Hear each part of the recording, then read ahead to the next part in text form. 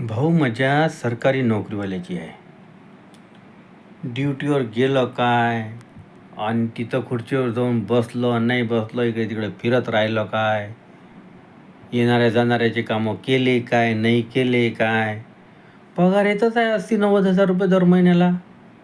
भ्रष्टाचार करणं, अजून इकडून भ्रष्टाचार तिकडून भ्रष्टाचाराचे पैसे घेणं आणि भकाल गोरगरिबाच्या जनतेच्या जमिनी विकत घेऊन राहिले. हे जेवढे गव्हर्नमेंटच्या नोकऱ्यावर सरकारी नोकऱ्यावर बसले आहे ना, गोरगरिबांच्या भकाल नोकऱ्या भ्रष्टाचारानं पैसा कमवू जमिना घेऊन राहिले.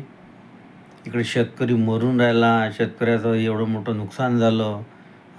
शेतकऱ्याचे खावायचे सोयी नाही आहे, सोयाबीना गेल्या, सगळे पिकं गेले, पुढचं पीक उभं करायला पैसे नाही आहे. बराबर आहे. पण ह्या सरकारलाही काही वाटून राहिलं नाही. अरे, याच्या संपत्तीची चौकशी झाली पाहिजे. हे अधिकारी काही कामाचे राहिले नाही भ्रष्टाचाराचे. जो भ्रष्टाचारात पकडला गेला ना, त्याच्यावर अशी कारवाई झाली पाहिजे की त्याची पूर्ण संपत्ती जप्त झाली पाहिजे.